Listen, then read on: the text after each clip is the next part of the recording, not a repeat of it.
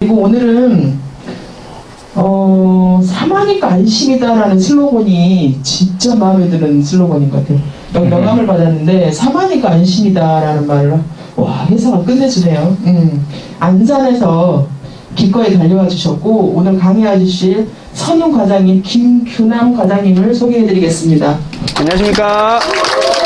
이 미남은 고난이 또 무한이라고 하시네요.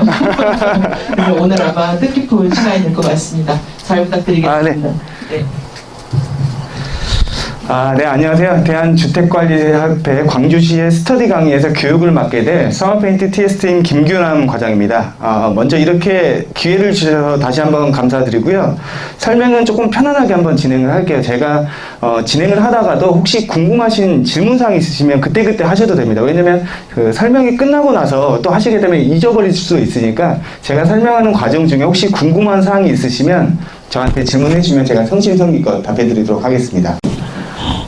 제가 간략한 이력만 설명을 한번 드릴 거고요. 저는 지금 상업페인트 기술부에서 교육이나 기술 지원, 감리 담당을 하고 있고요. 국제부식공학자협회에서 네이스 레벨 2 국제도장 검사 자격증을 보유하고 있고요. 건축도장 기능사까지 보유를 하고 있습니다. 2018년부터 감리를 시작해서요. 현재까지는 각 지역별 아파트 제도장 설명회나 건설사, 협회 등의 제도장 교육을 담당하고 있습니다. 그러면 진행 순서를 간략하게 한번 말씀을 드리고요. 먼저 아파트 제도장의 필요성, 그 다음에 아파트 제도장 및 기대 효과, 도료의 정의에 대해 간략하게 설명드리고요. 내외부 제도장, 지하 주차장 및 옥상 방수 제도장, 대기 환경 보존법, 항바이러스 페인트, 제도장 하자 사례, 제도장 공사 추천 사양, 체크 포인트 순으로 이루어지도록 하겠습니다. 먼저 아파트 제도장은 왜 필요할까요? 우리 아파트 제도장은 짧게는 5년, 길게는 10년 안쪽으로 많이 하시는 편이신데요. 아무래도 그 기간 동안에 콘크리트 균열이 발생하게 되고요. 크랙, 들뜸, 누수 현상이 발생하게 됩니다. 또한 기존의 페인트가 노화가 됨에 따라서 색상 탈색, 변색, 표면 오염이나 곰팡이까지 발생하게 되는데요. 이렇기 때문에 아파트 제도장이 필요합니다. 아파트 제도장을 함으로써 가장 기대되는 효과로는요, 물론 주변과의 경관과의 조화를 통해서 아파트 가치 상승 또한 이루어질 수가 있는데 그 무엇보다도 주민분들께서 보다 쾌적한 환경 속에서 생활하실 수가 있게 됩니다. 저희 상업페인트는 다양한 방법으로 소비자분들께 접근을 하고 있는데요. 제도장에 관해서 가장 접근을 많이 하고 있는데요. 첫 번째, 고객의 요청 접수 및 니드를 파악합니다. 제도장이 필요한지를 파악을 해야 되겠죠. 그 다음에 환경 조사 분석, 색채 설계, 컬러 시뮬레이션, 제안 및 설명회를 진행 드리고 있습니다.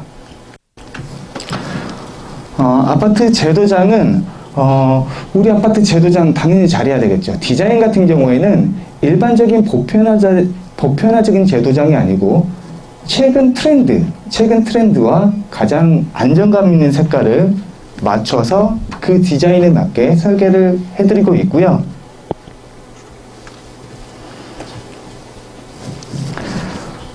제가 간략하게 도료의 정의에 대해서 한번 설명을 한번 드릴게요. 물론 도료랑 페인트라는 것은 다 인지를 하고 계실 겁니다. 근데 도료라는 것은 정확하게 말씀을 드리면 유동 상태인 화합물질입니다. 일반적인 액상 상태입니다. 일반적으로 우리가 페인트라는 것은 액상 상태를 가지고가 있고요. 이 액상 상태에서 피막, 굳음, 건조가 됨으로써 도막이라는 것을 명칭을 합니다.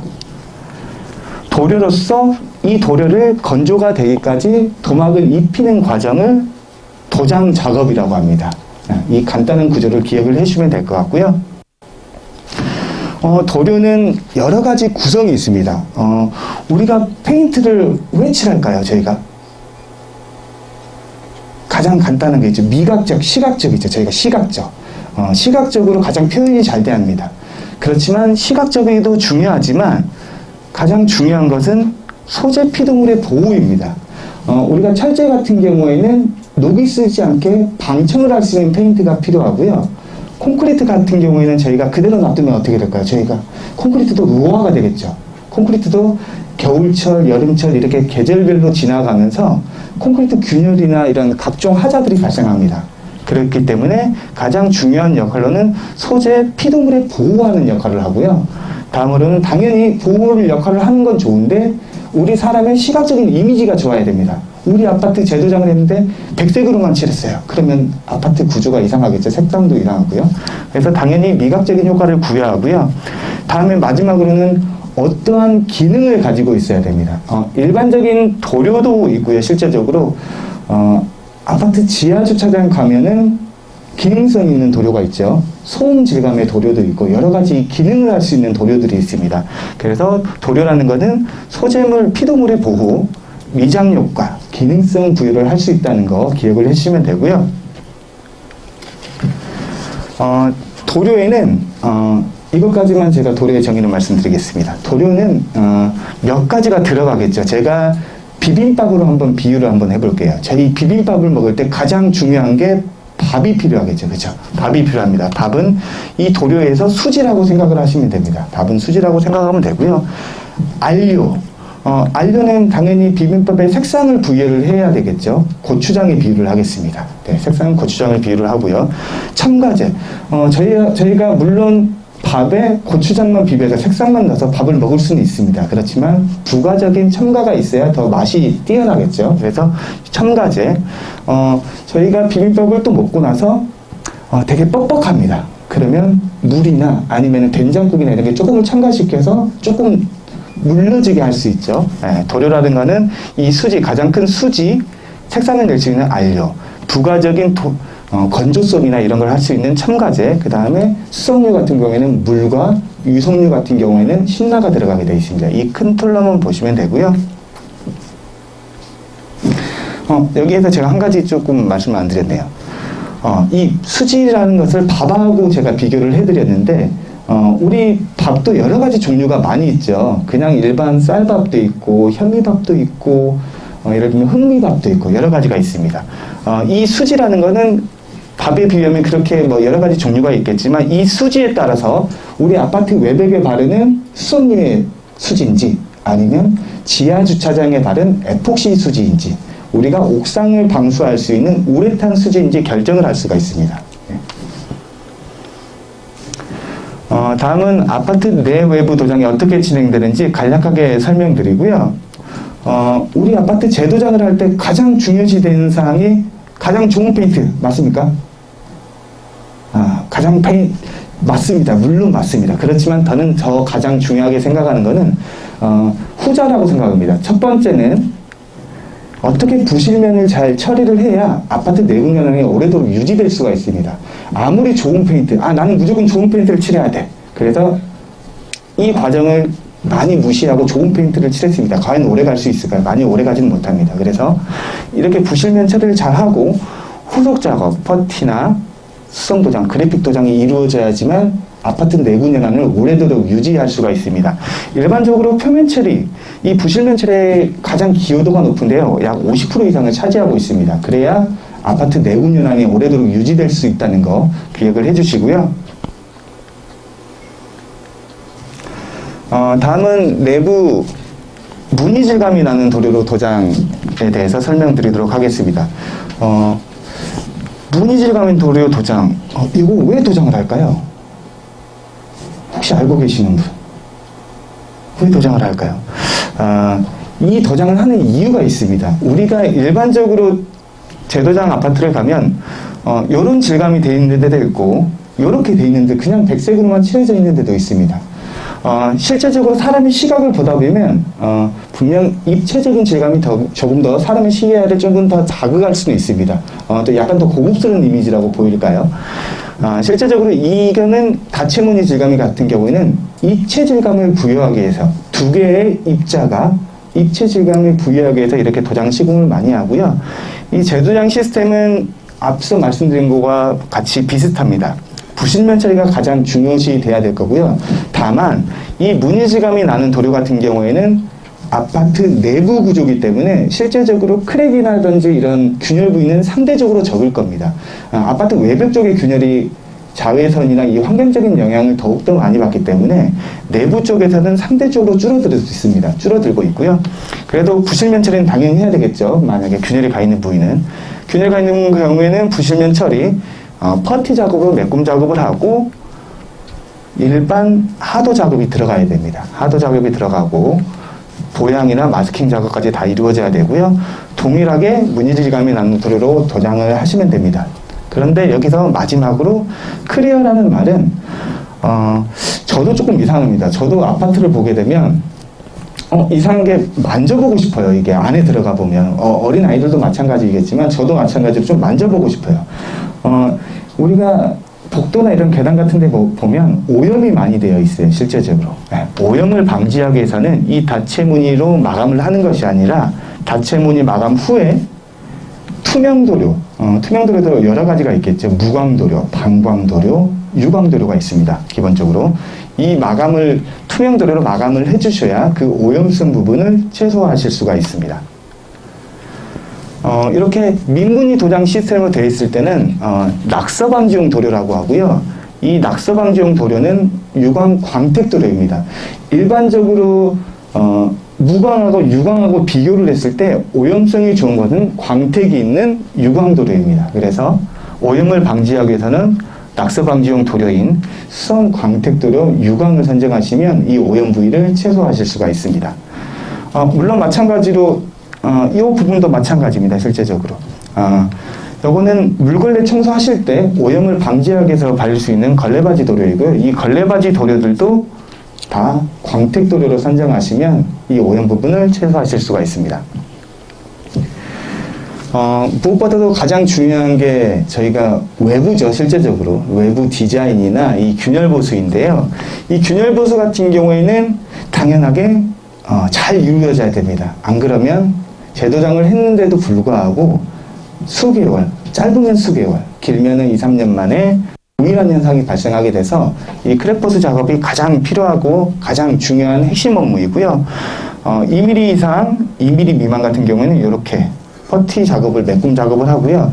실제적으로 이 미장 탈락 부위 같은 경우에는 가장 큰 하자 사례가 어떤 거냐면 철근이 노출되고 미장이 탈락되어 있습니다. 근데 거기다가 이런 메꿈제를 사용해서 그냥 빠데만 사용할 거야 라고 했습니다. 근데 오래 가지 못합니다. 왜냐면 이 균열 자체가 예를 들면 한 5cm, 4cm 이렇게 된다고 그러면 이런 퍼티류보다는 이렇게 몰탈 미장, 아마 업체들 보시면은 뭐 특허받은 석건용 몰탈 뭐 이런 게 대부분적으로 있을 겁니다. 이런 퍼티보다는 균열 부위가 미장 탈락 부위가 많이 크다. 그러면 이런 몰탈 부위로 하시는 게 조금 더 그런 거에 방지할 수 있지 않을까라고 생각을 합니다. 네. 요 미장 탈락 부위 같은 경우에는 가장 조금 안 좋은 부위예요. 실제적으로 이 미장 탈락돼 있어 이거 보수하면 괜찮습니다. 그렇지만 이 기간 동안에 우리가 비도 맞을 수 있고 이렇게 하잖아요. 그러면 이 철근이 노출되어 있는 경우에는 비를 맞게 되면 부피가 증가합니다. 철근이. 그럼으로써 이 크랙 부위를 점점 전이를 시킵니다. 그래서 조금 더 큰 하자가 발생할 수 있고요. 더 큰 하자는 이 안쪽으로 물이 침투해서 나중에 세대 내에 누수 또한 발생할 수가 있어요. 그래서 이 미장 탈락 부위 같은 경우에는 가장 신속하게 처리해야 될 문제입니다. 이렇게 올바른 퍼티 작업이 이루어져야지만 아파트 내부 연한을 오래도록 유지를 할 수가 있고요. 다음은 싱글 지붕입니다. 제가 이따가 아까 제 진행 순서에서 하자 사례를 보여드렸는데 이거에 유사한 하자 사례를 한번 보여드릴게요. 이거는 싱글 지붕에 적용할 수 있는 싱글 방수 마스터라는 제품이고요. 싱글 방수 제품입니다. 실제적으로 현재 아파트 같은 경우, 현재 신축 아파트 같은 경우에는 이런 싱글 지붕들이 없습니다. 그렇지만 예전 아파트들 같은 경우에는 대부분적으로 이런 싱글이 있죠. 옥상에도 있고 이런 필로티나 1층, 2층 구조에도 다 있습니다. 여기서 가장 문제시될 게 우리 싱글 같은 경우에는 오래됐는데 전체적으로 다 제거를 하고 다시 탈부착하기에는 비용 자체가 조금 많이 됩니다. 그래서 이 싱글하고 색깔이 유사하게끔 페인트로서 방수할 수 있는 역할이 있습니다. 그래서 이 제품을 이런 제품 등분들을 선정을 해주시면 이런 색감을 입히면서 방수 효과도 누릴 수 있는 제품이 있다고 기억을 해주면 됩니다. 다음은 목재 시설물에 적용할 수 있는 제품이고요. 목재에 적용할 수 있는 거는 가장 간단합니다. 실제적으로. 목재에 적용할 수 있는 거는 이유는 목재를 썩지 않기 위해 유지를 시켜주는 겁니다. 실제적으로. 목재가 썩으면 대부분 이렇게 막 곰팡이도 피고 대부분 다 그렇습니다. 그러나 요 스테인 같은 제품 같은 경우에는 목재에 깊숙하게 침투돼서 방충, 방부 효과를 부여하는 기능성 도료라고 보시면 되고요. 이러한 사례는 있습니다. 실제적으로 지금 우리 아파트 쪽에 이런 스테인이 발려져 있는 데도 있고요. 도막화가 형성되어 있는 목재들도 있습니다. 반짝반짝하게 광택이 나는 부분들도 있습니다. 이거는 무조건적으로 만약에 도막화가 반짝반짝하게 형성되어 있으면 얘 스테인은 침투를 하지 못합니다. 침투 같은 경우에는 당연히 목재에 도막화가 되지 않아야, 도장이 되어 있지 않아야 침투가 됩니다. 그렇지만 기존에 이런 스테인으로 도장이 되어 있다면 도장은 가능하고요. 도막화가 되어 있다면 그 도막을 분석해서 동일한 계통으로 도장을 하시는 게 가장 좋은 방법입니다. 다음은 지하주차장 도장에 대해서 간략하게 설명을 드리고요. 지하주차장은 대부분적으로 에폭시 타입의 도장을 합니다. 실제적으로. 에폭시 타입으로 도장을 하는 이유는 강도 및 내구력, 내약 품성이 우수한 에폭시 주요 수지로 만든 바닥재의 수지이기 때문에 대부분적으로 에폭시 타입의 도장을 많이들 하고요. 이거의 강점은 내마모성, 기기적 강도 우수, 내약 품성, 내유성, 색상 선택의 다양성, 보수 작업이 용이하고요. 여기서 넌슬립 효과라는 거는 물론 미끄럼 방지입니다. 미끄럼을 방지할 수 있는 기능을 부여할 수 있다라는 말씀이고요. 여기서 에폭시 타입의 바닥재라고 설명을 드렸는데 에폭시 타입의 바닥재는 큰 틀로 따지고 보면 두 가지 타입으로 좀 나뉘게 됩니다. 용재형 에폭시 바닥재, 무용재형 에폭시 바닥재. 요거 둘의 차이는 용재형 에폭시 바닥재, 용재, 신나들이 많이 들어갑니다. 신나들이 많이 들어가고 도막 두께가 낮은 방막형 에폭시 바닥재라고 보시면 되고요. 무용재형 에폭시 바닥재는 용재가 거의 들어가진 않습니다. 그래서 후막형, 도막 두께가 두꺼운 후막형 에폭시 도료로 분리를 하고 있고요. 아파트 지하 주차장 도장 진행 순서이고요. 수성류하고 외벽 도장하고 비슷합니다. 부실면 처리, 부실면 처리가 가장 중요하고요. 그 다음에 중요한 거는 콘크리트 강도가 중요합니다. 우리 아파트 간혹 가다가 이런 하자 사례들이 있습니다. 우리 아파트 지하 주차장에 도장을 했는데 이게 이상하게 금방 벗겨져. 좀 이상합니다. 그쵸? 그러니까 페인트 문제인지 아니면 시공상의 문제인지 뭐가 문제인지 잘 모릅니다. 실제적으로. 그렇지만 이런 부분도 확인할 필요가 있습니다. 고강도 콘크리트의 적용 시에는 실질적으로 고강도 콘크리트에 맞는 적절한 하도가 필요합니다. 일반적인 바닥재 에폭시 하도 말고 고강도 콘크리트에 맞는 적절한 별도의 하도가 필요합니다. 네. 그리고 균열 보수가 필요하고요. 다음으로는 에폭시 그냥 도장 순으로 이루어지고 있습니다. 앞서 말씀드렸던 건 두 가지 타입 중에서 용재형 방막형 에폭시, 무용재형 후막형 에폭시였는데 이번 설명드릴 거는 용재형 방막형 에폭시 도장입니다. 앞서 말씀드렸듯이 용재형 에폭시 방막형 도장은 도막 두께가 얇은 롤러 타입의 방막형 에폭시 바닥재이고요. 특징으로는 경제적이죠. 어떻게 보면 큰 틀로 보면 경제적이고 시공시간이 조금 단축될 수도 있습니다. 도장 순서로는 앞서 말씀드렸듯이 표면 처리가 가장 중요하고요. 그 다음에 표면 처리한 다음에 하도 작업이 끝난 다음에 크랙 보수 작업입니다. 크랙 보수 작업 다음에 마지막으로 에폭시의 상도로 도장을 해주면 됩니다. 다음은 무용재형 후막형 에폭시 바닥재이고요. 여기에 특징으로 마감 상태가 우수라고 적어져 있는데 작업 방향성이 다르겠죠. 아무래도 용재형 방막형 에폭시 도료는 앞서 말씀드렸듯이 롤러 타입이고요. 후막형 에폭시 바닥재는 롤러 타입이 아닌 레기 작업입니다. 레기 작업으로 긁어서 작업하는 거기 때문에 셀프 레벨링으로 평활성을 잡고 면 상태는 당연히 마감 상태가 우수합니다. 물론 도막 두께가 두꺼운 후막형 도료이기 때문에 페인트 강도 또한 조금 더 단단합니다. 네. 도장 시스템은 에폭시계 하도, 에폭시계 상도 마감을 하고 있고요. 다음은 기능성이죠. 어떻게 보면 저소음 질감의 엠보싱 질감의 에폭시 바닥재입니다. 요 부위 같은 경우에는 분명히 소음이 많다 그러면 전체적으로 다 도장을 할 수 있습니다. 근데 특화되어 있는 거는 코너 부위 쪽. 우리가 가장 소음이 많은 데가 주행도로보다 코너를 돌 때 타이어 마모에 따른 소음이 가장 심합니다. 그래서 코너 주변이나 램프 구간 쪽에 이렇게 많이들 하고 있고요. 램프 구간 내려와서 바로 맞닿는 지점입니다. 바닥입니다. 네. 이렇게 에폭시계 하도 에폭시계 엠보스 상도로 마감을 지어지고 있고요. 이 엠보스는 방법은 동일합니다. 도장 방법은 동일하고요. 레기로 작업을 한 다음에 이 엠보라는 게 우리 휴지 엠보도 있잖아요. 엠보스 화장지. 네. 그런 식으로 동일하게 레기 작업을 하고 특수 벌집 무늬 로라를 사용해서 그 엠보의 질감만 살려주면 이 소음 절감이 있는 도료를 완성할 수가 있습니다. 다음은 기능성 도료이고요. 에폭시계 난연 무용제 에폭시 도료입니다.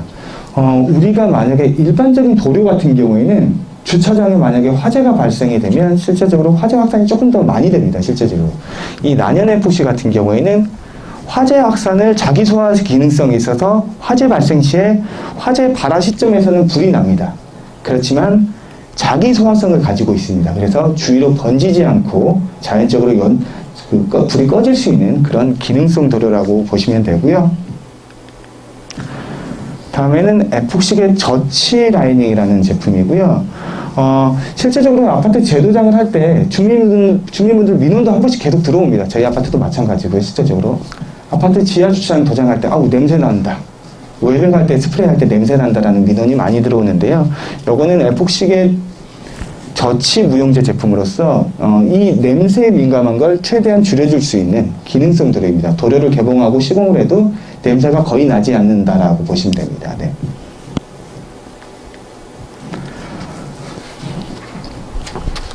다음은 옥상 방수이고요. 우리가 옥상 방수를 하는 것은 당연히 물이 새지 않게끔 당연한 겁니다. 실제적으로. 네. 탄성이 있는 옥상 방수고요. 소지에 대한 크랙 저항성이 우수하고요. 내후성, 탄성이 우수한 방수 기능을 가지고 있고요. 미끄럼 방지 기능도 추가적으로 부여를 할 수가 있습니다. 옥상 방수의 도장 시스템은 가장 중요한 표면 처리 작업이 이루어지고요. 아마 지금 재도장을 이루어질 때는 이렇게처럼 표면 처리는 전체적으로 이루어지진 않습니다. 기존에 있었던 도막은 어느 정도는 제거하고 그쪽으로 이루어지고 있고요. 여기는 실제적으로 도장 공사가 이루어지지 않는 지역 도장 시스템이라고 보시면 되고요. 표면 처리, 하도 작업, 당연히 크랙포스 작업을 해야 되고요. 중도로 방수제 작업을 하고요. 중도 방수를 보호할 수 있는 상도 작업을 합니다. 이때 제가 아파트 쪽은 거의 보지는 못했고요. 간혹 가다가 주택이나 이 빌딩 같은 경우에는 이 중도로만 마감을 하는 경우도 있어요. 비용 절감 때문에. 그렇게 되면 어떻게 될까요? 방수 기능 될까요? 방수 기능은 됩니다. 될 수 있습니다.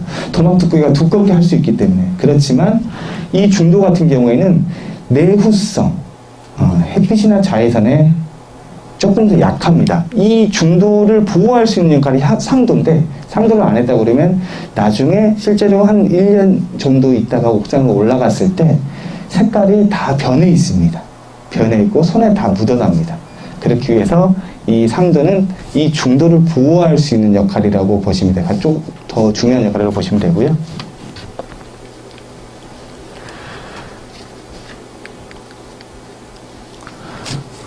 옥상 방수에 대해서 말씀을 드렸고, 요거는 옥상 방수 겸 차열도료에 대해서 설명드리도록 하겠습니다. 차열도료는 많이 들어보셨죠? 차열도료. 차열도료는 많이 들어보셨을 거예요. 적외선은 반사효과, 자외선의 이런 적외선을 반사해서 안쪽에 있는 우리 공기를 더 시원하게 만들어주는 겁니다. 우리가 여기 옥상 쪽에 방수는 되어 있는데 이 차열도료가 만약에 시공되어 있지 않다. 일반 방수가 되어 있지 않다. 차열도료도 시공되어 있지 않다 그러면 햇빛에 직선적으로 노출이 되잖아요. 이 천정 쪽이. 그러면 안에 있는 열기가 엄청나게 더워집니다. 실제적으로. 그거를 방지하기 위해서 그거를 조금 더 안쪽에 있는 내부의 공기를 시원하기 위해서 이 차열도료를 많이 시공을 하시고요. 가장 큰 장점은 여기 있습니다. 냉난방 에너지 절감 효과. 분명 온도가 안쪽에 차가워지 시원해지니까 여름철에 당연히 그런 절감 효과가 있을 수가 있겠죠. 요거는 간략하게 하고 넘어가도록 하고 이 원리만 제가 설명을 한번 드릴게요. 단열 차열의 원리. 단열은 특수 단열 안료를 사용해서 복사열을 흡수하고요. 차열 안료는 차열 상도입니다. 태양열을 반사해서 건축물 내부를 시원하게 만들어줄 수 있는 이런 역할을 한다는 것만 기억을 해주시면 됩니다. 차열 도료는 자외선 등을 반사해서 건축물 내부 쪽이 조금 더 시원해질 수 있다라는 그 내용만 기억을 해주면 됩니다.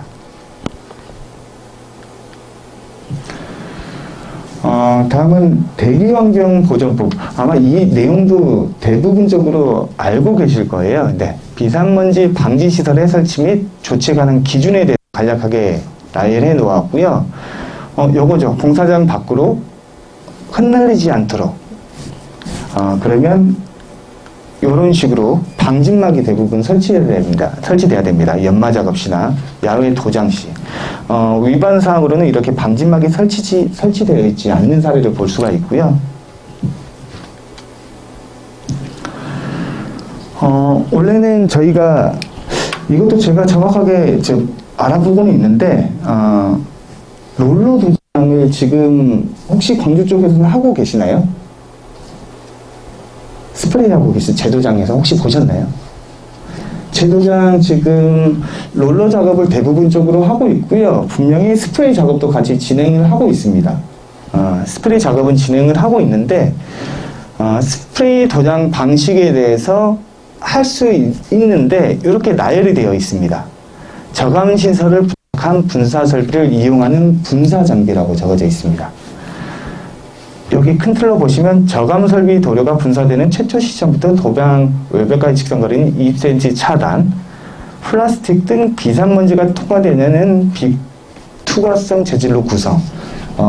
한마디로 말씀을 드리면 스프레이를 하실 때 안쪽에 막이 있어야 되겠죠. 깔때기라든지 막이 있어야 도장이 가능하다는 겁니다. 근데 이게 실제적으로 또 언제 변경될지는 모르겠습니다.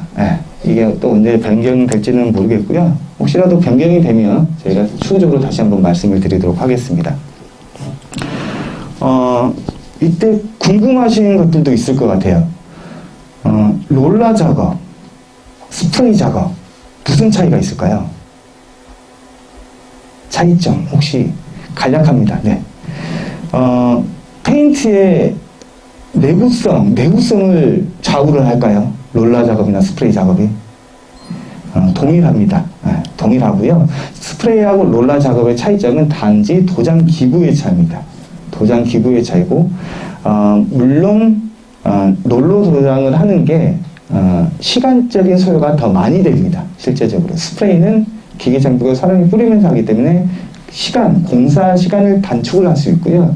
롤러 같은 경우에는 조금 더 길게 갈 수가 있습니다. 가장 궁금해하시는 게 품질의 차이가 있느냐? 품질의 차이는 없습니다. 동일합니다. 요즘 이슈화가 가장 많이 되고 있는 거고요. 우리나라에서 코로나 확진자가 2020년 1월 달에 발생이 됐습니다. 그래서 최근 트렌드의 변화는 코로나 시대에 걸맞게 항바이러스, 코로나를 대처할 수 있는 도료가 필요합니다. 이것만 기억을 해주시면 되고요. 항바이러스 페인트는 도막 표면에 항바이러스 페인트를 내부에 시공을 했습니다. 근데 제가 들어왔는데 제가 바이러스 감염자입니다. 네, 이 바이러스가 도막 표면에 묻었을 때 이 페인트가 도료에서 도막화가 되었을 때 표면에 맞닿으면 항바이러스 층과 반응을 일으킵니다.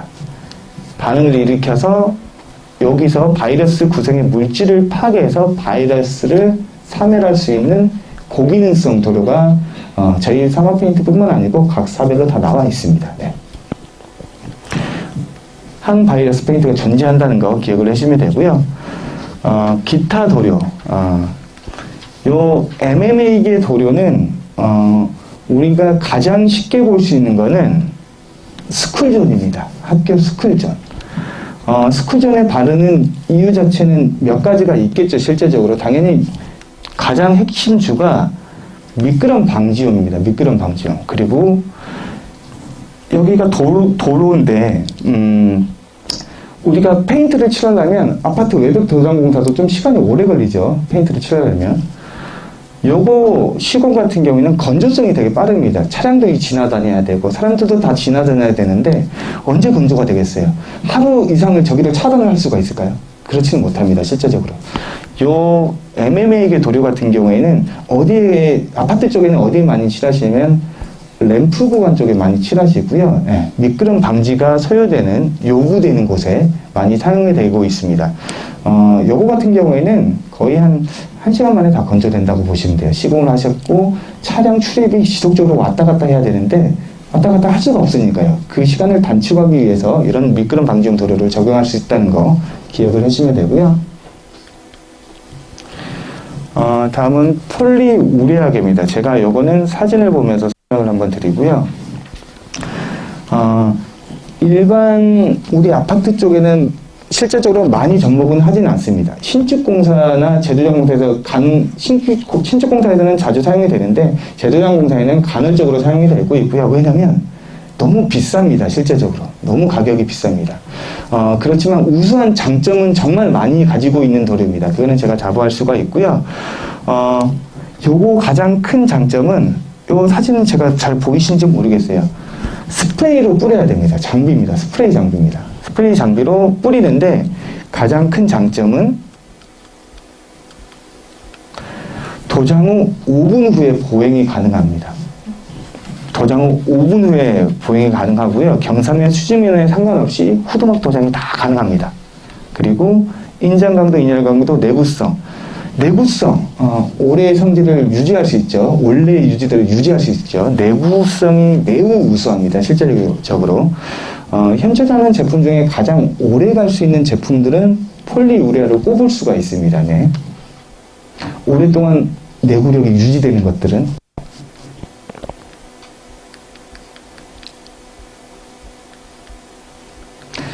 물론 이 용도 같은 경우에는 옥상 방수용으로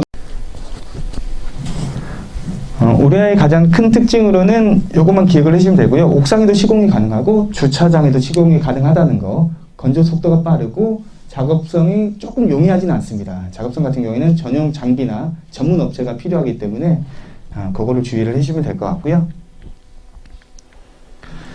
다음은 아파트 제도장의 하자 사례 간단하게 말씀을 드리고요. 실제로 아파트 외벽 쪽에 많이 일어날 수 있는 겁니다. 우리 아파트가 실제적으로 조금 오래됐습니다. 예를 들면 오래됐는데 재도장을 해야 됩니다. 그렇지만 우리 아파트 지금 비용이 조금 없어서 그냥 도장만 해야 되겠다. 네, 도장을 진행을 합니다. 근데 시간이 지나면서 벗겨집니다.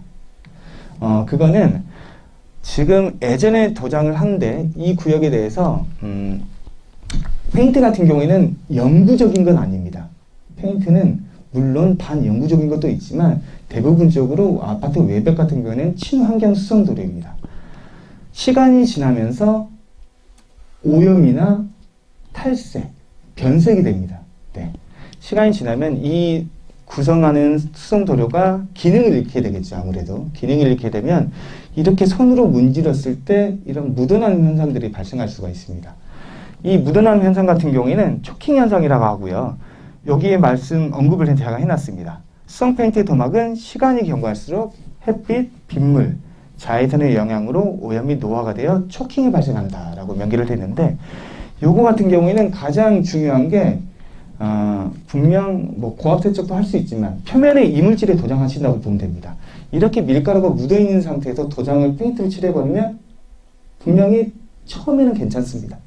왜냐면 우리 아파트 대조장을 했기 때문에 색상이 예뻐서 괜찮습니다. 그렇지만 시간이 지나면서 점점점 이렇게 떨어지게 되어 있습니다. 그래서 요거를 처리를 하실 때는 초킹 방지할 수 있는 초킹 이 상태에서 방지를 할 수 있는 전처리제가 필요합니다.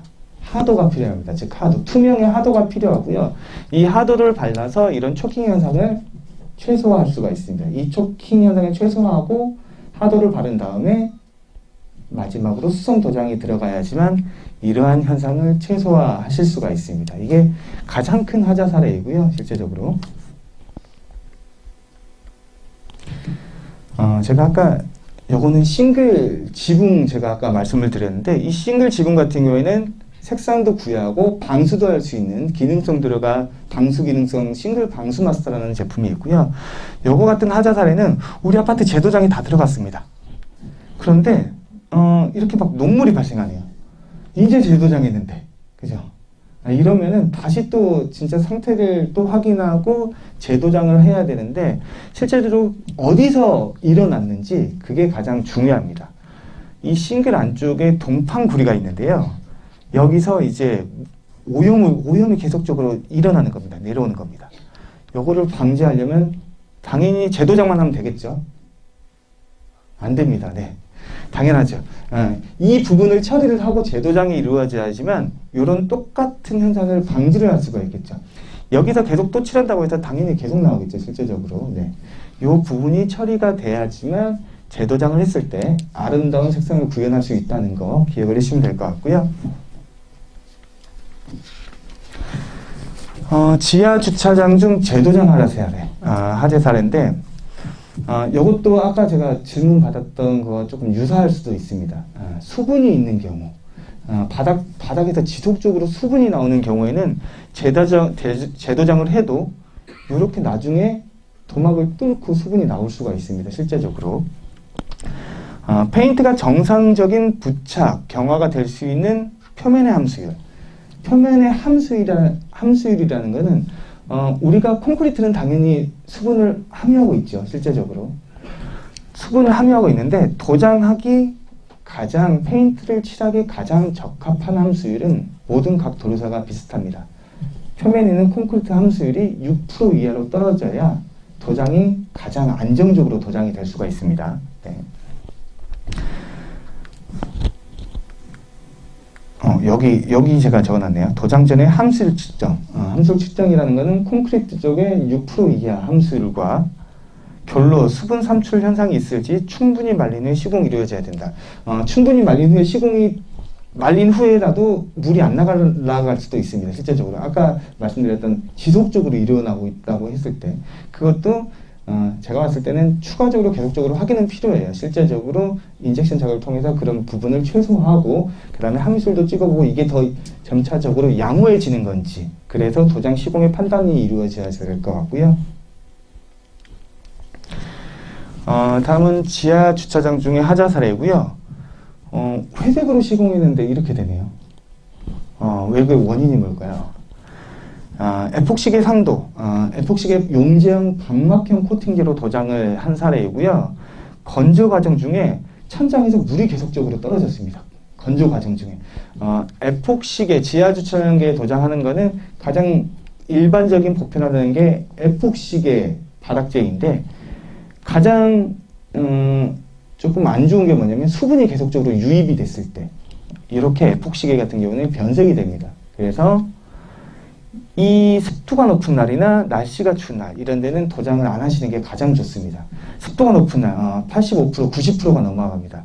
근데 오늘밖에 시간이 없어서 도장이 안 됐습니다. 그 다음날 보면 색깔이 광택이 죽어 있어요. 광택이 죽어 있다는 거는 나중에 어떤 현상이 발생하냐면 광택이 죽은 동시에 오염이 발생합니다. 광택이 죽으면 일반적인 오염에 취약할 수가 있어요. 실제적으로. 아까 제가 말씀드렸듯이 수성유도 무광보다 유광이 오염성이 좋다고 그랬습니다. 바닥재도 마찬가지입니다. 무광보다는 당연히 유광이 더 좋겠죠. 그렇지만 유광 상태에서 습도가 높은 날 도장을 했을 때 광택이 죽었으면 당연히 오염에 더 취약합니다. 오염에 취약하고요. 우리가 타이어나 이런 게 왔을 때 오염물이 쉽게 지워지지가 않습니다. 그래서 습도가 높은 날이나 날씨가 추운 날은 도장을 최대한 금하시면 됩니다. 네. 요거 같은 경우는 보수 방안은 딱 하나밖에 없습니다. 동일한 계통으로 날씨가 좋은 날 도장을 하는 방법 밖에는 없습니다. 실제적으로. 다음은 지하 주차장 하자 사례이고요. 아까 제가 앞서 말씀드렸던 게 에폭시 바닥재는 콘크리트가 고강도이면 별도의 하도 처리가 필요하다라고 제가 말씀을 드렸고요. 고강도 콘크리트입니다. 하드너 바닥입니다. 일반적인 하드너 바닥. 하드너 바닥은 예전부터 많이 시공이 되어 왔죠. 강합니다. 강도가 강합니다. 그래서 많이 깨지진 않고요. 근데 문제점은 추가적으로 많이 달아졌을 때 재도장을 할 때 이런 하자 사례가 많이 발생을 하게 되고요. 고강도 콘크리트 같은 경우에는 표면이 매끄럽습니다. 매끄러운 것 같은 경우에는 실제로 그 위에 표면 처리가 가장 중요하다고 제가 말씀을 드렸었어요. 블라스팅 공법으로 표면 처리를 하세요. 이거는 블라스팅 공법이라는 거는 표면에 스크래치를 내서 조도를 있게 내서 거칠거칠하게 만들어서 도장이 들어가야 된다라는 거고요. 표면이 거칠거칠해 하고 고강도 콘크리트에 전용 하도제를 바르고 추가 산도 도장이 이루어져야지만 이러한 부분을 최소화하실 수 있습니다. 네.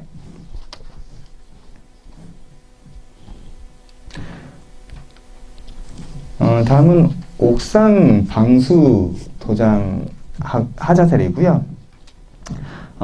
요거는 이제 엠보 현상이라고 합니다. 실제적으로 이렇게 엠보 현상이라고 하는데 이게 가장 많이 발생되는 거는 가장 뜨거운 날 도장했을 때입니다. 가장 뜨거운 날, 더운 날, 무더운 날. 실제적으로 도로사에서 권장을 하는 거는 옥상 방수 같은 경우에는 하도 같은 경우에는 오전에 작업해도 오후에 작업해도 크게 상관은 없습니다. 그렇지만 이 중도 작업을 할 때는 아침에서 작업을 하는 것을 도로사들은 그렇게 권장을 하진 않습니다. 왜냐하면 아침에 중도 조장을 하는데 아침에 만약에 예를 들면 8시, 9시부터 페인트 작업이 이루어졌습니다. 옥상 방수가. 예를 들면은 빨리 끝나면 11시에 끝날 수도 있겠고요. 아니면 오후까지 계속 진행이 됩니다. 하루 만에 끝나지 못하니까요. 작은 부위는 그렇게 하겠지만. 근데 도장을 하면서 대기온도 12시부터 2시, 3시 가장 뜨거울 때입니다. 네. 그러면 페인트를 칠하는 겉 표면 먼저 건조가 되기 시작합니다. 근데 안에 있는 애들도 용출, 가스를 배출하면서 건조가 돼야 되는데 이 표면층을 막아버리는 겁니다. 네, 날씨가 뜨거울 때 도장을 하시게 되면. 그래서 우레탄 중도 작업을 하실 때는 오전에 도장하지 말고 늦은 오후 시간대, 4시 이후. 우리가 시간이 지나면서 당연히 햇빛도 점점점 해가 지는 해니까 조금 온도가 조금 낮아지겠죠. 그래서 4시 이후에 도장하시는 게 가장 바람직한 방법이라고 볼 수가 있습니다. 이것도 옥상방수 하자 사례이고요. 요거는 그렇게 많이 발생은 하지는 않습니다.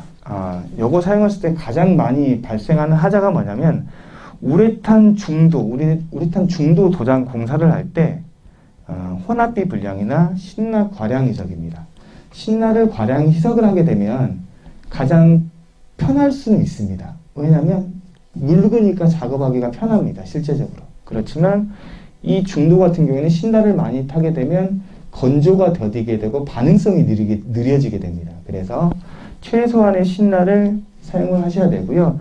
대신에 이 부적합한 신나, 우레탄 중도입니다. 우레탄 중도인데 지하 주차장에 있는 에폭식의 신나를 사용한다든지 다른 종류의 신나를 사용하게 되면 이렇게 건조가 되지를 않아요. 우레탄 쪽, 개통 쪽은. 그래서 정확한 부적합한 신나를 절대 사용하시면 안 되고요. 특히 알코올이 섞여져 있는 신나입니다. 알코올이 섞여져 있는 신나 같은 경우에는 우레탄 중도에서 반응을 하지 않아서 거의 시간이 지나도 건조가 되진 않습니다. 네, 그래서 과량 희석이나 그 다음에 혼합비 불량, 그 다음에 부적합한 신나 등은 절대 사용하시면 안 되고요. 우레탄 신나로만 사용을 하셔야 됩니다. 네. 다음은 아파트 재도장 공사 추천 사양이고요. 추천 사양보다는 제가 제품명에 대해서 간략하게 설명을 드릴 겁니다. 여기 혹시 잘 안 보이시죠, 이게 지금? 잠시만 제가 여기는 혹시 보이시나요? 잘 안 보이시나요? 그 PT 자료 쪽에 보시면 여기 내용은 보이실 겁니다. 네. 이렇게 제가 설명을 드릴게요. 8-2번. 아파트 외부 수성 제품이고요. 이렇게 위쪽으로 보시면 됩니다. 이렇게 밑쪽에서 위쪽으로 제가 설명을 한번 드릴게요. 요 밑쪽부터 외부 수성 페인트부터 설명을 한번 드릴게요. 아이생각 수성 외부 1급, 2급 이런 제품들이 있고요. 위쪽으로 올라갈수록 기능성을 부여하는 제품이라고 보시면 됩니다. 일반 범용적으로 사용되는 아이생각 외부 1급, 2급 제품들이 있고요. 여기 위쪽으로 갈수록 기능성 도료입니다. 아이센각 리코텍스 발수성 페인트입니다. 발수성 페인트는 아마 다 아실 거예요. 우리가 자동차도 발수제 많이 뿌리고 하잖아요. 물을 튕겨낼 수 있는 비딩성 있는 역할을 한다라고 보시면 되고요. 고기능성 페인트, 고급 발수성성 페인트, 인플루스성 발수 실리콘이 있고요. 얘보다 한 단계 윗단계의 업그레이드로 보시면 됩니다. 그 다음에 고내우성 페인트, 수성 실리콘 RS 프로, 수성 실리콘 RS. 요거 맨 위쪽이 지금 가장 고급 제품이고요. 고내우성 페인트라는 거는 우리가 아파트 재도장 몇 년 만에 할까요? 분명 10년 지난 데도 있습니다. 네. 그렇지만 일반 수성류 페인트 같은 경우에는 이 고내우성 같은 경우에는 대부분적으로 9년 이상 정도 보신다고 보면 됩니다. 실제적으로. 네. 9년 이상 내우성을 유지할 수 있다라고 기억을 해주면 되고요. 물론 제가 위쪽 지금 방금 말씀드렸지만 위쪽으로 갈수록 조금 더 내구년은 조금 더 저하됩니다. 실제적으로. 얘는 고기능성을 가지고 있기 때문에 9년 이상을 좀 보실 수가 있고요. 위쪽으로 갈수록 조금 더 내구년은 조금 더 줄어들 수가 있습니다. 그렇지만 단 환경 조건에 대해서 분명히 달라질 수는 있습니다. 네. 다음에는 균열 보수고요. 퍼티류입니다. 퍼티류. 아까 제가 그 슈퍼크랙실 말씀을 드렸는데 저희 슈퍼크랙실의 대형품은 아이생각 수성 탄성실이라는 제품입니다. 네. 퍼티류는 신장률이나 인장 강도가 높을수록 추후 크랙 발생률을 적게 할 수가 있습니다. 그래서 가장 저희가 최고급 퍼티로 저희가 추천을 드리고 있고요. 그리고 플렉스 퍼티 준탄성 퍼티입니다. 여기는 고탄성 퍼티, 플렉스 퍼티 같은 경우에는 준탄성 퍼티라고 보시면 되고요. 월드 퍼티 같은 경우에는 탄성이 없는 딱딱한 퍼티라고 보시면 됩니다. 네. 여기서 아파트 외부나 퍼티 쪽은 제가 설명을 드렸고요. 다른 쪽으로 넘어갈게요. 옥상 방수 도장 공사고요. 옥상 방수는 제가 제품명은 따로 말씀을 드리지 않을게요. 네, 제품명은 따로 말씀드리지는 않고요. 요 종류만 제가 설명을 한번 드리겠습니다. 탄성 우레탄 노출 방수제, 그 다음에 차열 방수제. 아까 제가 말씀드렸듯이 실내 온도를 조금 더 낮게 유지시켜 줄 수 있는 기능성 페인트라고 보시면 되고요. 이것도 유성도 있고 수용성도 있습니다. 네, 수용성도 있고요. 옥상 방수입니다. 아까 제가 말씀드렸듯이 5분 안에 보행이 가능한 도료이지만 전문 시공업체나 도료값이 조금 더 상대적으로 비싸다고 보시면 되고요. 우레아 도료입니다. 네. 싱글 보수에 용이할 수 있는 제품이 구비가 되어 있고요. 네. 우리 아파트 싱글 많이 있으실 거예요. 저희 아파트도 싱글이 있거든요. 그러니까 싱글도 도장을 하시면 실질적으로 약간의 인위적인 거는 느낄 수가 있습니다. 맞습니다. 그거는 제가 사실 표현을 하고요. 싱글 질감이 날 수 있는 건데 인위적인 표현을 할 수 있는데 그렇지만 방수 효과가 있을 수 있다는 거 기억을 해주시면 될 것 같고요.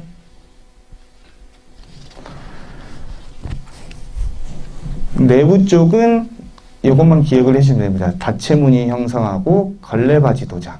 네, 걸레바지 도장이고요.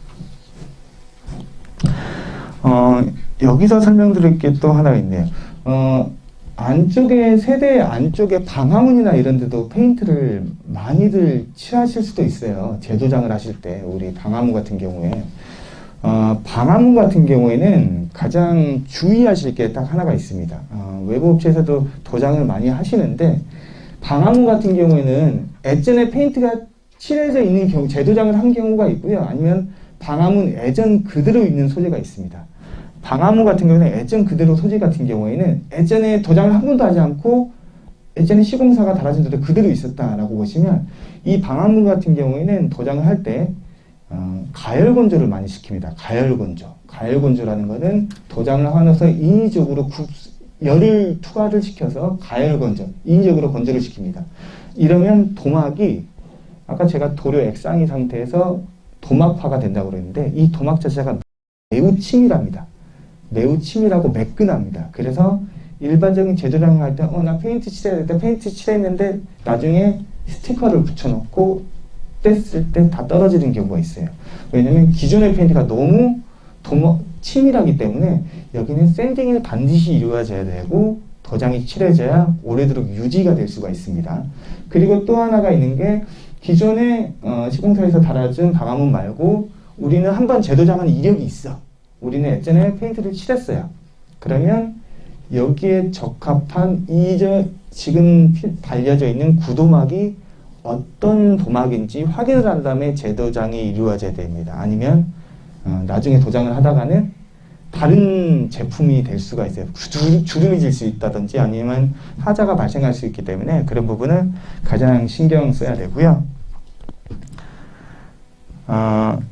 이것도 중요하죠. 우리 어린이 활동 공간 안쪽에는 중금속이 없는 제품을 선정을 해야 되겠죠. 요겁니다. 네. 친환경 페인트. 유성도료도 친환경 페인트가 있습니다. 네. 친환경 마크가 붙어 있으면 어린이 활동 공간에 적용할 수가 있습니다. 네. 요거 같은 경우에는 그린 에나멜류로 철제 쪽에는 에나멜류로 많이 칠하죠, 실제로. 저희 쪽은 어린이 활동 공간 놀이터에 철제류에 칠할 수 있는 것은 그린 에나멜 외부형이 있고요. 어린이 활동 공간 안에 정자 같은 것도 있을 수 있습니다. 네, 그 안쪽에는 스테인리더 친환경 마크가 붙어 있습니다. 네.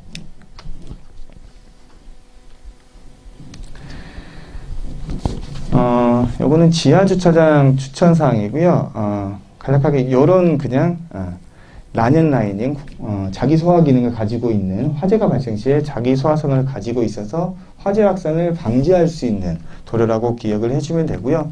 저치 라이닝은 도장 시공을 할 때 냄새가 적게 나는 도료라고 보시면 됩니다. 네. 엠보스는 기능성, 소음 절감 효과가 있는 도료라고 기억을 해주시면 되고요. 또 하나가 더 있습니다. 수용성 에폭시 도료도 있습니다. 냄새가 덜 나는, 유성도료보다 냄새가 덜 나는 수용성 에폭시 도료도 있고요. 아까 말씀드렸던 현존하는 페인트 중에 내구성이 조금 유지할 수 있는 거는 우레아라는 도료가 있습니다. 네. 여기서 몇 가지 체크 포인트 사항만 말씀을 드리고 질문 제가 한번 받도록 하고요. 분명 아파트 재도장 공사 시에 냄새나 소음, 주민들이 불편함을 최소화하기 위해서는 당연히 안대 문구를 붙이는 게 가장 중요한 거고요. 아마 아파트 외벽 도장할 때 동일한 내용입니다. 동일하게 이런 카바링을 하셔야 되고요. 크랙 발생률. 제가 앞서 말씀드렸던 건 어떤 좋은 펜들을 선정하는 건 좋습니다. 그렇지만 그 전에 이런 균열, 크랙 발생을 얼마만큼 잘 처리를 하느냐에 따라서 아파트 내부 연안이 좌우될 수 있다는 거 기억을 해 주셔야 되고요. 주차장 같은 경우에는 재도장을 하실 때 바닥 쪽에 함수율, 얼마만큼 수분을 머금고 있는지 그거를 반드시 확인을 해야 조금 더 안정적인 도장이 진행될 수 있다는 거 기억을 해 주셔야 되고요. 옥상 방수 같은 경우에는 안쪽에도 수분이 있었을 때 제가 요거 한 번만 말씀 한번 드릴게요. 요거가 엠보 같은 경우는 아까 제가 날씨가 뜨거운 날 생길 수 있다고 말씀을 드렸는데 안쪽에 수분이 존재할 때도 이런 식으로 하자가 생깁니다. 네. 그래서 옥상 방수를 하실 때 이런 탈기공법이라는 관을 통해서 안쪽 내부에 있는 수분을 배출할 수 있는 역할을 할 수 있는 것도 있습니다. 네. 이렇게 해서 콘크리트 내면에 잠재되어 있는 수분을 외부로 배출시켜 콘크리트를 보호하고 방수제 성능을 향상시킬 수 있는 이런 탈기공법들이 구비를 하고 있습니다.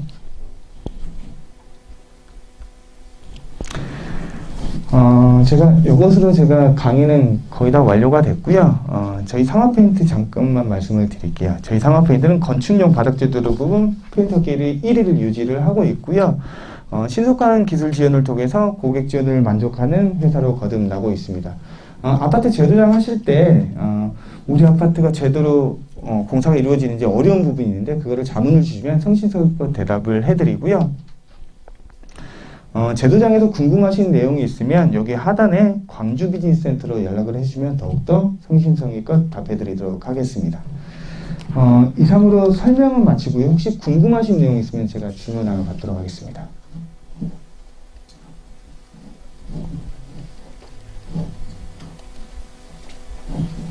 질문 혹시 있나요?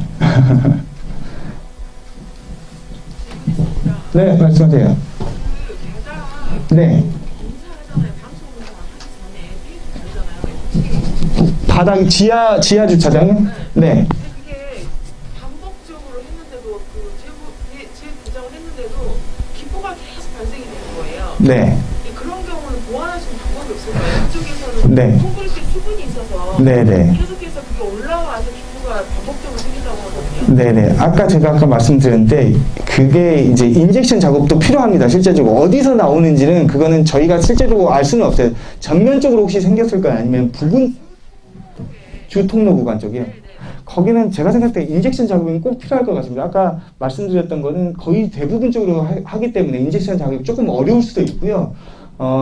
지금 말씀 주신 부분 같은 경우에는 부분적이기 때문에 그거는 인젝션 작업을 먼저 하고 보수 도장을 하면 조금 더 용이하지 않을까 싶습니다. 실제적으로. 규모가 적다면요. 네. 왜냐면 제가 말씀드렸죠. 안에서 치고 나오는 것들은 페인트로는 정말로 막기가 어렵습니다. 실제적으로. 그래서 가장 안정적인 누수 먼저를 잡고 페인트 작업이 이루어져야지만 조금 더 오래 갈 수가 있고요. 네.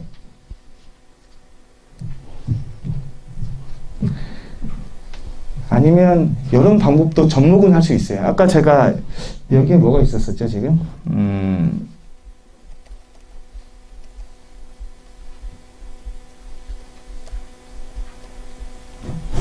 근데 제가 지하 주차장 쪽에다 별로 권장을 하고 싶진 않지만 이런 방법, 그러니까 안에 쪽에 있는 수분을 배출해야 되잖아요. 어디 쪽으로 배출을 해야 됩니다.